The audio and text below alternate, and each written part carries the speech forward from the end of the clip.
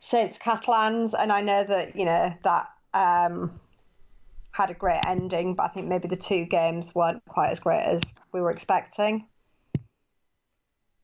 Yeah, But I think it was low on excitement, this game, wasn't it? It was high on effort, high on endeavour, and had some element of tension to it, but it was low on excitement overall.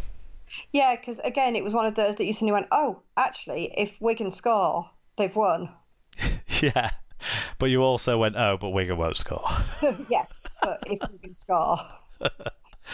One more game to talk about, which was the blowout of the week.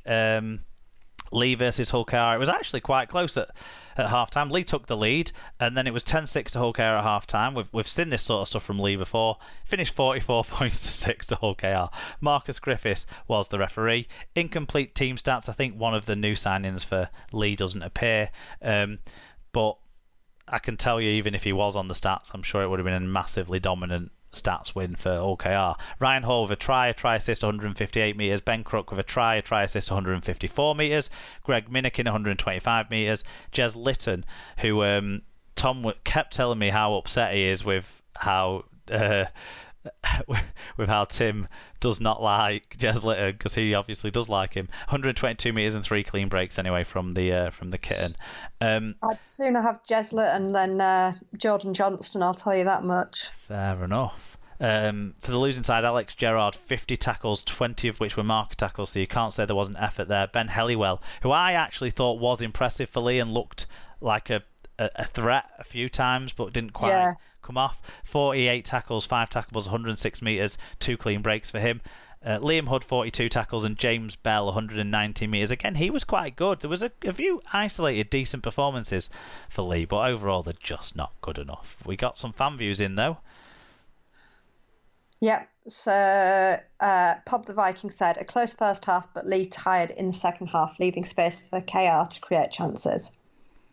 EFC78JU said, I am gutted for Lee Centurions. A year the Super League and this... Yeah. The Super League... in the Super League. Oh, right, okay, yeah, I'm with you. Typo, right. A year in the Super League, and this defeat has settled it. They are back in the Championship. It was settled last week. After being ahead to lose 6-44, they still have to play 2 games before the season is over, and the Championship playoffs and £1 million game have a replacement for them in 2022 season. Looking forward to seeing who it is. Well played, Hull KR. Your playoff hopes are still alive. Joshua's granddad said, given the amount of ball and field position, the Dobbins should have been looking at a 3-figure score. So many chances blown. Keys showing up well, and the 2 hookers, as lively as any East Hull hooker on a busy night, kept the score ticking over. You lot seem to know a lot about the hookers on the other side of the city. Finally got bored and left with 20 to go. Reminder to the great unwashed from the east of the city, you beat Lee, not won the fucking grand final. Tom Andrews said, very dull in the first half. Rovers attack lacking any force. Came out to play in the second, though, with some nice tries. Lee are shit, though. Bring on Rob Exotic and the Tiger Cubs next week. Mike Dodd22 said, same old story for Lee. Took the lead, looked competitive for a chunk of the game, but too many mistakes and a lack of consistent quality, so KR pull away. KR fans were in good voice, despite the toll of a long day taking its effect on a fair few of them. Oh, he'll have been in the same end, won't he? So he'll have got to see all of those, all of that. My main takeaway from this is really how bad Lee are. Yeah. And your dad makes a fine point. I mean, the first half was just played out right in front of us. It was Hull KR in the 20-metre zone for most of the first half. Lee actually scored the first try, though, which was against the run of play completely, but most of us quite enjoyed. We enjoyed it more than the design of the Lee charity shirt anyway. Oh, definitely, yeah. I was telling you, wasn't I, as well, how the shirt Derek Beaumont was wearing was even fucking worse. Yeah. But it's for charity, so fair play. I hope they raise some good money. But yeah, they just kept giving away penalties. They kept dropping the ball, not necessarily even forced errors, or errors forcing the play either. Just poor errors. the penalties, the amount of times they were just offside unnecessarily, just not in where they're supposed to be. It is sad for them. They clearly were never ready for the season and haven't grown into the season as it's gone along either. It's remarkable that they've won a single game really with how they've been for most of it. So credit to them for that, and credit to them for making up the numbers. And they want a lot of credit for the fact that they played a game that they could have forfeited, because apparently that's amazing. So yeah, credit to them for that too, I guess. But my main sort of vision of their season this season will be something like the Kainos try. Like, they'd actually almost kind of shut down the attack, and the ball had kind of got fumbled in a loose offload because, hey, it's Hull KR, that's what they do. And it looked like the play was dead. Then Kainos just looked to his left and thought, wait a minute, and just went through the middle of them to score right under the sticks, untouched, with no one. Like, it was almost like they thought the whistle had gone or something. They were that static. It was inexplicable and so poor. I know by that point the game was pretty much, well, it was gone, weren't it? That was 68 minutes. It was 30 points to 6. But yeah, it was appalling. And also, Ben Crooks, we need to check his betting account. Because I think he's put a bet on before the squads have been announced of Joe Keys trying to score any time. Or he just waited to give his mate a try on one of his final few appearances before he heads to Halifax, isn't he? He's going to. Oh, is he? Yeah, I think that's what we were talking about on Sunday. I was a bit tired. At least you made it to games, which is more than I think Rob did, isn't it? Well, I just watched the second half. Was just talking to Mark about his amazing 10 out of 10 achievement. He came over and had a chat with us, and occasionally interrupted by Tom like cheering and saying that was a great try, and Paige saying no, it wasn't. But yeah, we all had a moment of thinking it might be different when after 25 minutes it was 6-0 to the Centurions, but no, not to be. Yeah, Rovers got penalty after penalty after penalty, and I'm not saying it was they were undeserved, but they got every penalty going, and I think certainly for most of that first half, Lee's defence did hold out well, and at 10-6 you think, interesting, but yeah, I think 40 minutes is as much as they can manage, isn't it? Yeah, it feels that way.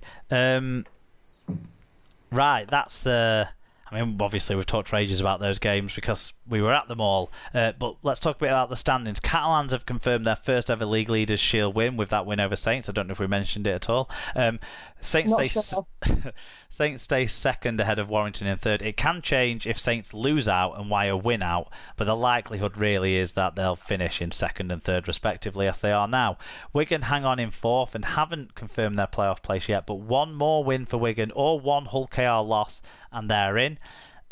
Leeds in fifth only need one win to be in the playoffs, or potentially they could squeak in without another win. That's because of their points percentage difference. So it could end up with a situation where Leeds and Hull KR and Hull FC could all have 50%, and Leeds would have the better points percentage in that circumstance. It would look likely to be the case. Castleford in 6th play Hull KR in 7th next week in a huge game with a likely win and in outcome, certainly for Castleford. Hull FC in 8th, you need miracles unfortunately, but after Saturday we know miracles happen, so you never know.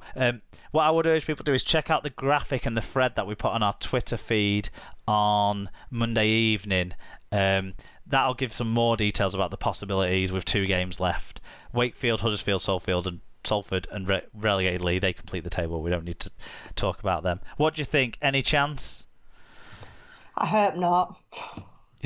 You're like me. We need the season to end. I think we need Rovers to win 1 and lose 1. More specifically, you need Rovers to beat Castleford and lose at Leeds. Yeah, we need them to win by very few and then them get hammered by quite a lot. Yes. Because our difference isn't great. I think, if Sputs swings and roundabouts, I don't think that there's a chance, which, to be honest, I'm quite happy to You've arguably got the easiest run in, Wigan at home and then Wakefield away. Arguably. Wakefield might be some more chance of getting into the playoffs than us, though. Certainly, they're playing in better form, yeah, than you and us both. But yeah, whereas Castleford have got Hull KR away, then Warrington at home. Leeds have got St Helens away, and then Hull KR at home. Wigan have got Hull FC away, and then Catalans at home, which, on paper is tough. Yeah, but we'll see. We've got 2 weeks to see. Danny Houghton was my stat line of the week because I didn't want to just give it all to Sammy Stoney Lange, but 1 try, 63 tackles, 12 mark tackles. I think whenever someone goes over 60 tackles, it's worthy of call out, isn't it? Yeah, but he didn't make it to play the ball twice.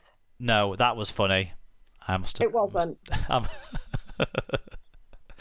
My player of the week is Sammy Stoney Lange. I think he was really impressive and influential in that comeback, and then also the injury and the aspects of it around that. But him looking seemingly okay. I assume he'll miss a week, maybe 2. But so I'm going to give it to Sammy Stoney Lange. I don't know if you have anyone different.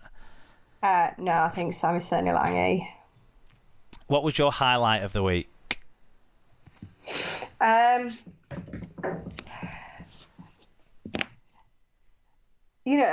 much as I'm not a Catalans fan at all, I did enjoy them winning to shut up the Saints fans.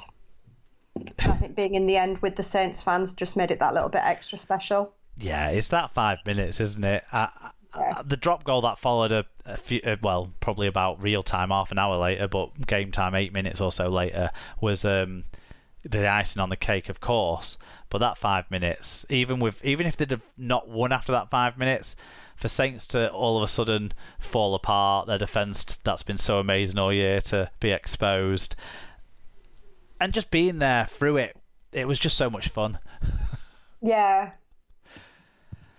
Predictions, I went 3 out of 6. Alan went 5 out of 6. In the host Super Brew, Alan is top, and I think he's pretty much uncatchable now. David's second. You're third, Sarah. I'm fourth, and Tim is fifth. In the main Super Brew, it's all Cas fans. Although Alan's wearing the yellow cap, he's making so it's all Cas fans. He's making a late run at things, but he's probably slightly too far away. Craig, the expat repat Cas fan, is still top. Simon, who is one of those Cas fans that missed the excitement of the second game, but I did get to say hello to him in the morning, so that was nice to see him. He's in second, and the gap isn't as unassailable as it was looking a few weeks ago for Craig. So we'll keep an eye on that with interest. But it's probably going to be below, between those two now. I don't know what happened to Fatboy Robbie. He had a bit of a fall this week, but we'll await on that with interest. Thanks for everyone who got them fan views on Magic Weekend. I hope you've enjoyed our extensive recaps of all that action. We are now going to be not so extensive as we talk about what happened elsewhere in the world of rugby league this weekend.